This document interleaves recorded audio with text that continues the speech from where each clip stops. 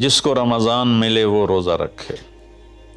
تو روزہ تو انشاءاللہ رکھیں گے، لیکن میں تھوڑی سی ایک گزارش کروں گا کہ جسم کی صحت کے لیے اپنی غذا پہ کنٹرول کریں۔ شاید کوئی یہ نہ بتائے، میں رمضان کے آداب میں یہ بات بتا رہا ہوں، سحری اتنی دبا کے نہ کھائیں کہ عصر تک اسی کے ڈکار آتے رہیں، کھٹے ڈکار آتے رہیں، اور افطاری اتنی دبا کے نہ کریں کہ پھر تراویح کے وقت پڑھاؤ کہ ہن میں کیویں پڑھاؤں، اٹھیا ہی نہیں جاندہ، مجھ بن کے ڈٹھا پہ ہوندا۔ تو سحری کھائیں اتنی کہ بس عام معمول کا پیٹ بھر جائے، کچھ حصہ خالی ہو، اور آپ کو دوپہر سے بھوک لگنی شروع ہو جائے۔ جب آپ کو دوپہر سے بھوک لگنی شروع ہوگی تو آگے 6-7 گھنٹے کا سفر ہے، اس میں پوری مشین خالی چلے گی، تو جتنے گندے مادے اور فاسد مادے جمع ہوتے ہیں وہ سارے جل جاتے ہیں۔ اچھا، رمضان کے دونوں طرف معنی آتے ہیں، وہ میں بتاتا ہوں، ابھی میں جسمانی بتا رہا ہوں۔ اچھا، ایک اور بھی بڑا خوبصورت رمضان کا معنی ہے۔ اللہ کے نبی نے فرمایا کہ یہ نہ کہا کرو رمضان آ گیا اور رمضان چلا گیا، کہو رمضان کا مہینہ آ گیا، رمضان کا مہینہ چلا گیا، چونکہ رمضان اللہ کا نام ہے، رمضان اللہ کا نام ہے۔ اللہ اس میں اپنے بندوں کے گناہوں کو جلا دیتا ہے، تو اس لیے یہ تفسیر رازی کی روایت بیان کر رہا ہوں، اس کی صحت اور ضعف کے بارے میں مجھے نہیں پتہ۔ تو رمضان کہتے ہیں جلا دینا، جلا دینا یا جل جانا۔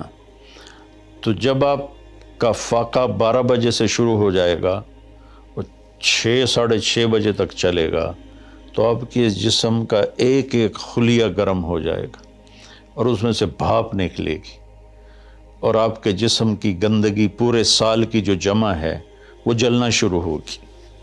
پھر آپ افطاری جب کریں تو سنبھل کے کریں، ٹھنڈا برف سے بھرا ہوا پانی اور روح افزا اور جام شیریں اور دودھ سوڈا، اور اس میں برف کے اتنے بڑے بڑے ڈلے ڈال کے جب آپ پیتے ہیں تو سارے دن کے روزے کا جسمانی فائدہ فوت ہو جاتا ہے، ختم ہو جاتا ہے۔ سنبھل کے پانی پئیں اور روم ٹمپریچر کا پانی پئیں۔ اس وقت معدہ گرم ہوتا ہے، اس میں ٹھنڈی بلا ڈالنا، اور پھر آپ اس پر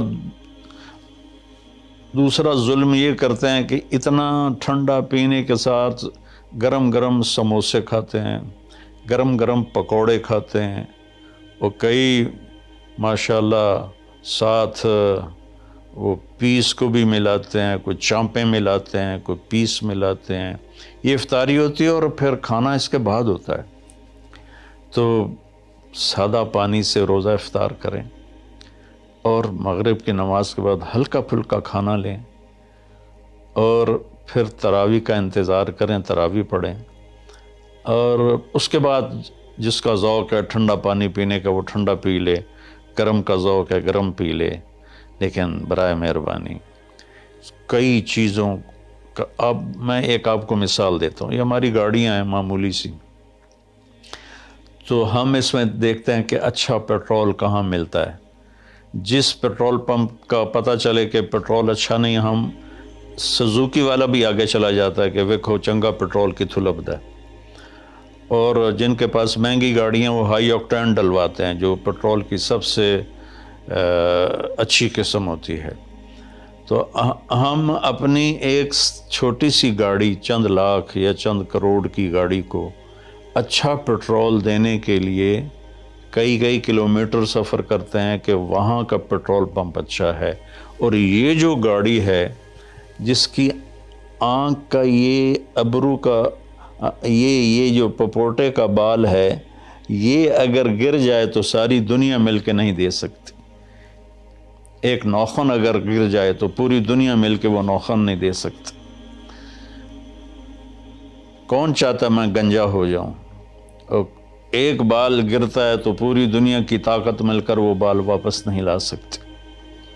تو اس کو ہم گندی سے گندی چیزیں کھلاتے ہیں، کچوریاں کھا رہے ہوتے ہیں، قتلمے کھا رہے ہوتے ہیں کہ افطاری ہو رہی ہے۔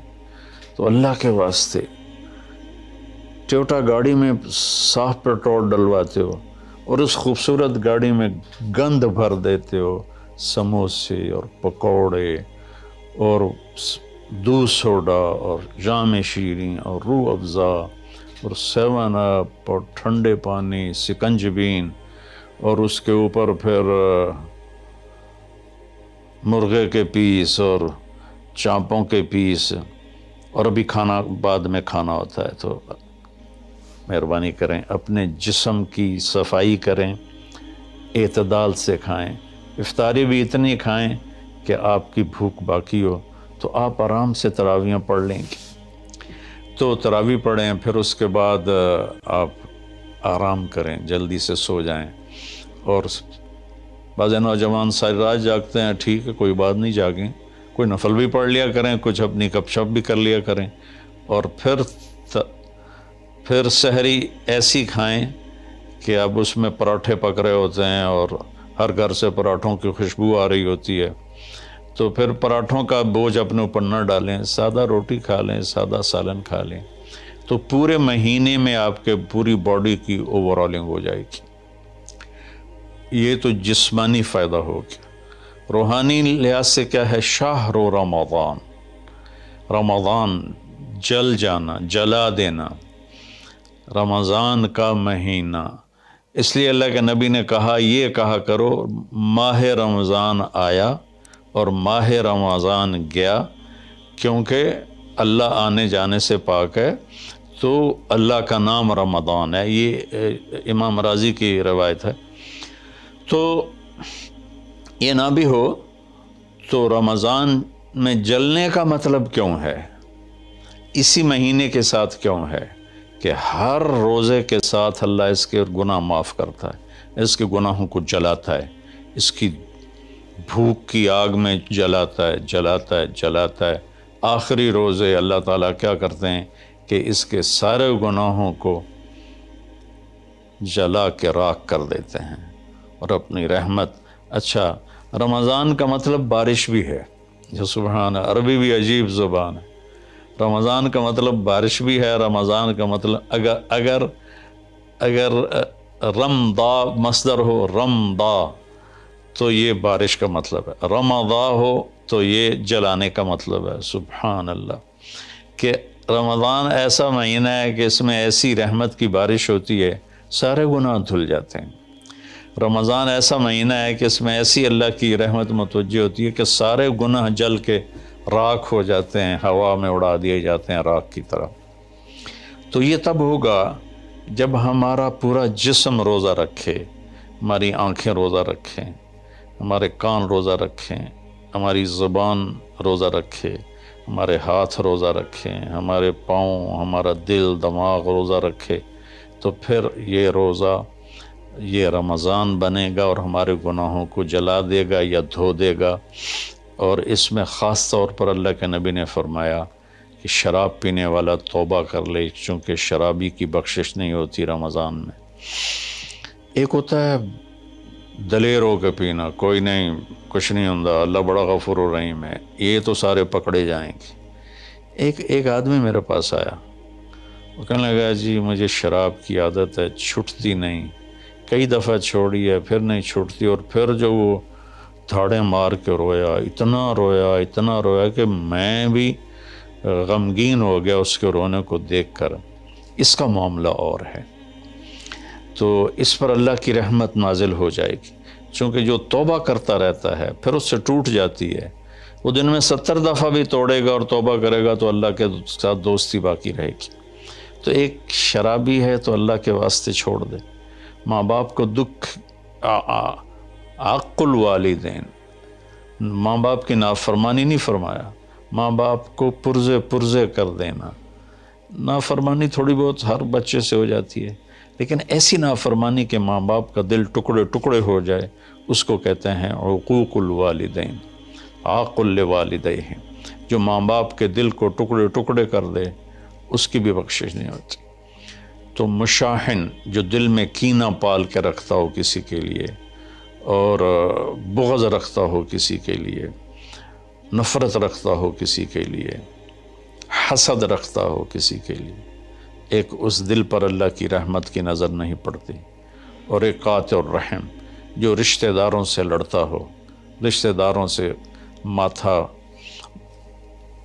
جو مارتا ہو، کبھی سینگ پھنسائے ہیں، کبھی اس کے ساتھ کبھی اس کے ساتھ، خونی رشتوں میں جو غلط سلوک اختیار کرتا ہے، ایک اس کی خاص طور پہ بخشش نہیں ہوتی۔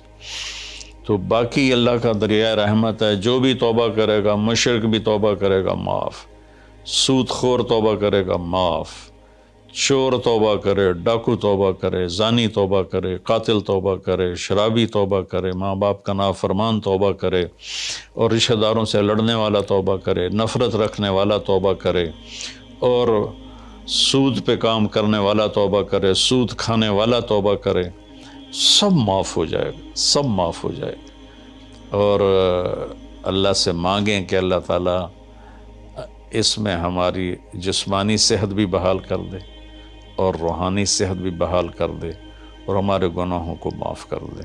السلام علیکم ورحمۃ اللہ وبرکاتہ۔